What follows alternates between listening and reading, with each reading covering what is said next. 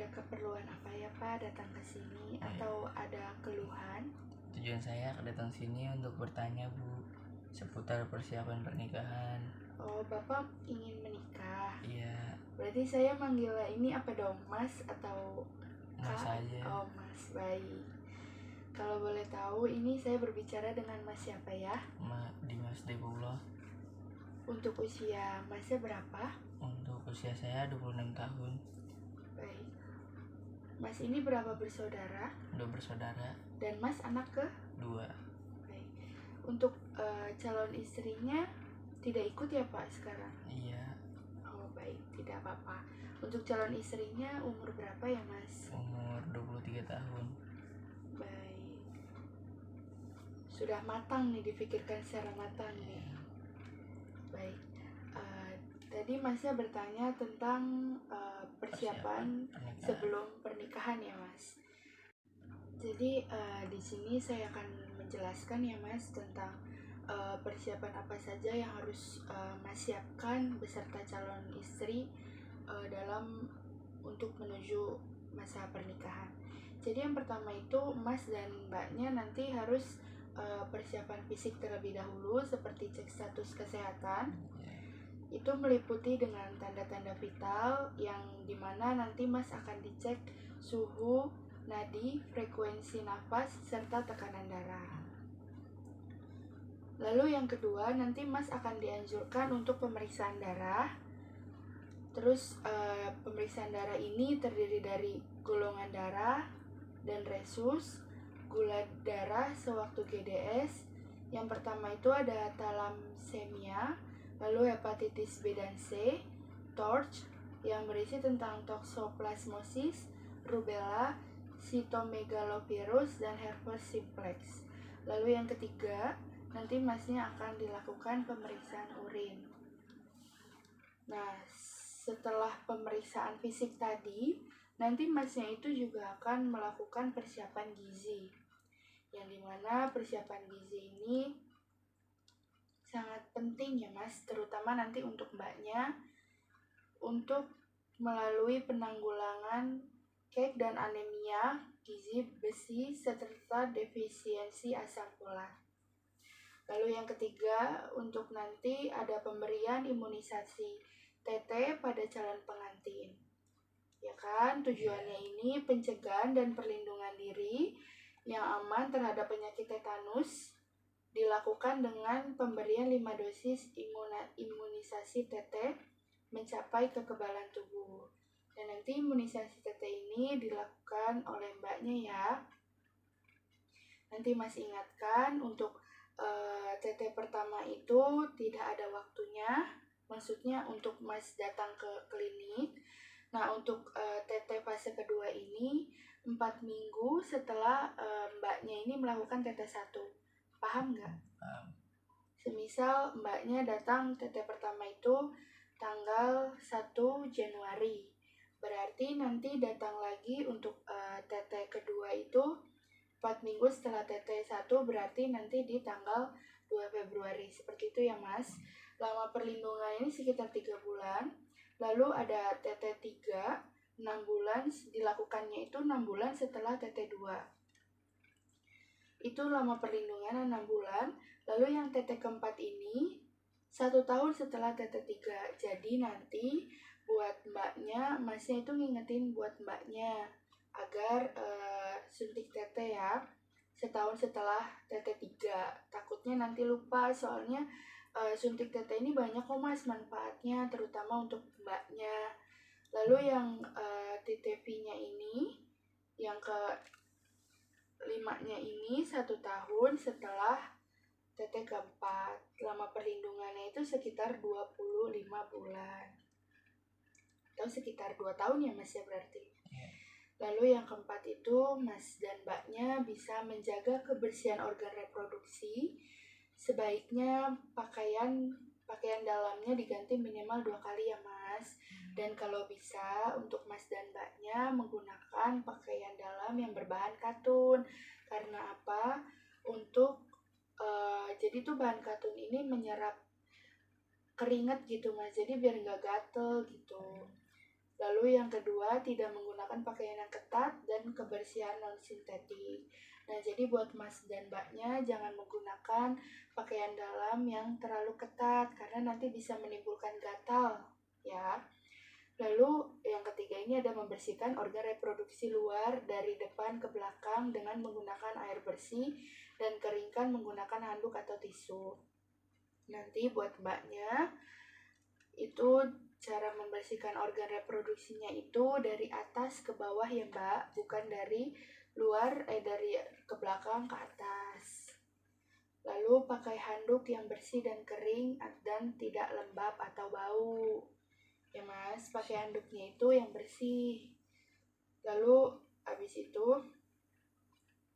bagi laki-laki dianjurkan untuk sunat. Apakah Mas udah sunat sebelumnya? Sudah. Baik jika sudah. Nah,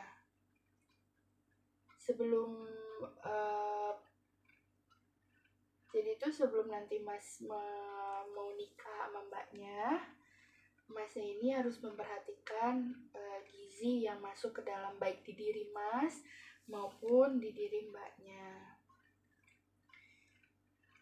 Di sini saya akan menjelaskan tentang 1000 HPK atau 1000 hari pertama kehidupan. Ya Mas, mohon didengar dengan baik ya. Jadi HPK itu dimana masa awal kehidupan yang dimulai saat dalam kandungan sampai 2 tahun pertama setelah kelahiran. Ya kan? Tujuan utama dari 1000 HPK ini yaitu mempercepat perbaikan gizi. Jadi itu nanti Mbaknya 1000 HPK itu dibagi menjadi 3 tahap periode. Jadi 1000 HPK yaitu jadi yang 270 hari itu masa kehamilannya Mas. Ya kan? Lalu yang 180 hari ini 6 bulan masa pemberian ASI eksklusif. Jadi nanti buat Masnya dan Mbaknya untuk mempersiapkan diri sebelum masa kehamilan Mbaknya, jadi ASI eksklusif ini diberikan kepada bayi selama 6 bulan ya Mas, Mbak. Jangan sampai diberikan susu formula terlebih dahulu, kecuali kalau memang ASINya tidak keluar, Mbak bisa konsultasi dengan bidan. Lalu 550 hari, 18 bulan masa pemberian ASI, dan makanan pendamping ASI. Setelah itu, ini bahaya nih Mas, kalau misalkan kekurangan gizi pada 1000 hari pertama kelahiran, bisa ibunya ini terjadi pendarahan, bahkan kematian Mas. Lalu berat badan lahir rendah, bayinya itu berat badannya rendah, anaknya lemah dan mudah sakit, lalu anak pendek dan kurus, lalu anak mengalami gangguan kecerdasan. Maka dari itu ya Mas, untuk gizi ini harus benar-benar sangat dipantau, terutama untuk Mbaknya yang nanti akan memasuki masa kehamilan, ya kan? Lalu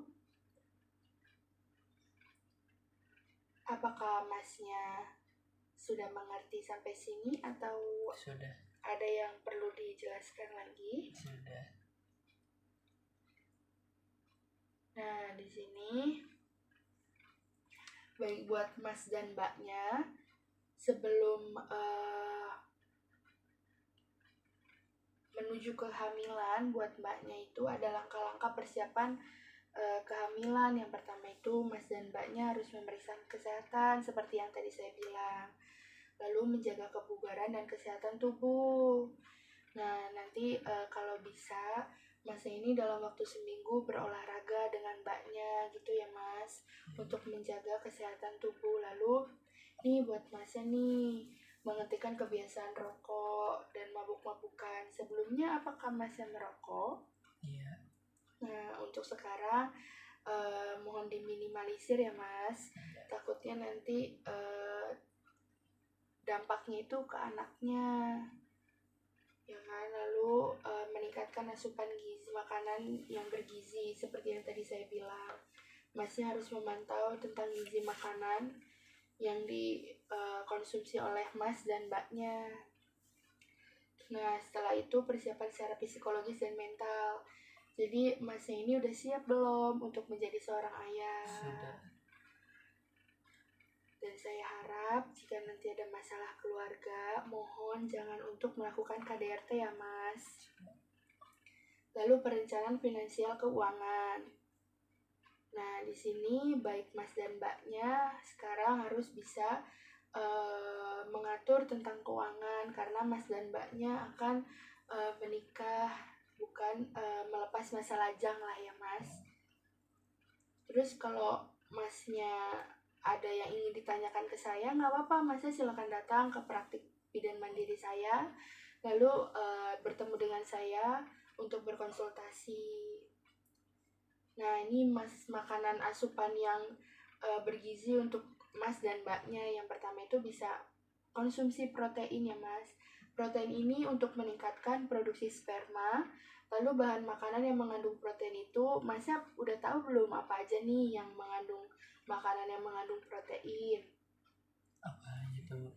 Nah, di sini yang pertama itu ada telur ayam, telur bebek, lalu ada daging, ikan, kacang-kacangan, dan tahu tempe. Lalu yang kedua itu ada asam folat. Asam folat ini berfungsi untuk perkembangan sistem saraf pada janin. Nah, ini bagus nih Mas buat nanti kalau Mbaknya sudah hamil, untuk mencegah kecacatan pada otak dan tulang belakang pada bayi. Ya kan? Contohnya itu dengan sayur bayam atau sayuran yang hijau. Lalu zat besi itu untuk berfungsi membantu persiapan kehamilan dan menghindari anemia seperti telur, hati, daging, dan jeruk. Lalu ada vitamin A yang berfungsi untuk produksi sperma. Ini bagus sih Mas dikonsumsi sama Mas, seperti hati, susu, dan lainnya. Nah nih ada makanan yang perlu dihindari untuk Mas dan Mbaknya nih. Yang pertama itu mengkonsumsi daging mentah. Jangan dulu ya Mas. Lalu yang kedua, sayur mentah atau lalapan. Ini juga tidak bagus Mas untuk kesehatan Mbaknya nanti, apalagi ketika Mbaknya sudah mengandung. Jadi sebisa mungkin menghindarkan makanan yang mentah untuk Mbaknya karena kasihan janinnya.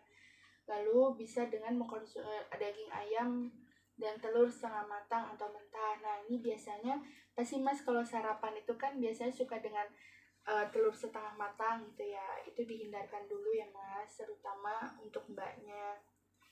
Lalu kafein, kopi nih Mas sangat berpengaruh sekali. Apalagi rokok gitu ya Mas, Mbak. Nah, di sini saya cuma menitip pesan Masnya dan Mbaknya ini konsumsi aneka ragam makanan yang untuk mencukupi kebutuhan energi, karbohidrat, lemak, protein, dan zat-zat gizi mikro terutama zat besi dan asam folat untuk menjaga hemoglobin darah agar tetap normal. Lalu makan sayuran ya Mas, warna yang hijau dan buah. Konsumsi sayuran itu 3-4 porsi per hari. Lalu untuk buahnya 3-5 porsi.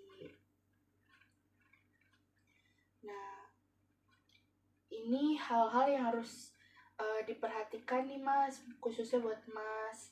Yaitu Mas kalau bisa berhenti merokok, lalu berhenti minum minuman alkohol ya Mas, kasihan nanti istrinya dan anaknya.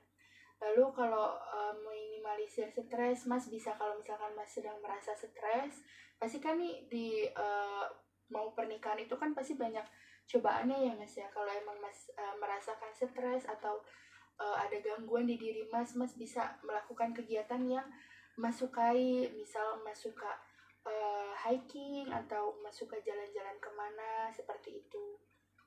Lalu jaga suhu tubuh ya Mas. Lalu makan makanan yang bergizi seperti yang saya tadi bilang. Lalu yang tak kalah penting itu tunjukkan dukungan untuk istri. Jadi ketika nanti istri sudah hamil, Mas harus siap siaga berada di sebelahnya ya Mas. Ketika istri membutuhkan sesuatu apapun itu, jangan sampai Mas capek dengan kerjanya gitu ya Mas. Terus menghadapi istri yang rewel ketika hamil, masa kebawa emosi. Mas di situ harus bisa mengatur emosi Mas. Karena apa? Karena istri Mas juga sedang mengandung anak Mas.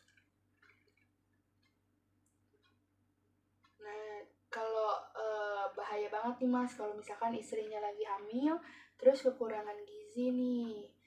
Nah, pengaruhnya itu dapat ibunya ini mengalami anemia atau kurang darah. Ibunya tuh jadi lemah dan kurang nafsu gitu, Mas. Terus kemungkinan terjadinya infeksi tinggi, pendarahan dalam masa kehamilan. Lalu di waktu persalinan itu akan bayinya itu akan lahir prematur, Mas. Prematur itu jadi bayi yang lahir sebelum bulannya. Lalu di sini pengaruh janin itu, janin dapat bayi lahir mati, Mas. Ini ngeri banget ya. Lalu berat badan lahir rendah, bisa cacat bawaan serta keguguran. Yang tadi saya bilang ya Mas, selama istrinya sedang hamil nanti, asupan gizinya harus tetap dijaga.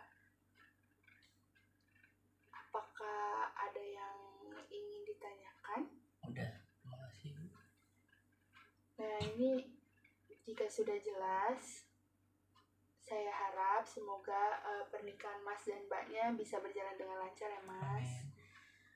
Hal-hal yang tadi saya beritahu mohon dilaksanakan ya Mas, karena ini demi kebaikan Mas dan Mbaknya. Jikalau nanti Mas ingin bertanya kepada saya, tidak apa-apa Mas datang ke saya untuk melakukan konseling, tidak usah malu. Nah, jika Mas dan Mbaknya ada keluhan, juga tidak apa-apa datang ke saya. Apakah bisa dipahami, Mas? Bisa. Ada yang ingin ditanyakan lagi? Tidak ada. Baik, jika tidak ada. Terima kasih. Terima kasih. Baik, sama-sama. Semoga lancar ya, Mas, sampai hari hanya.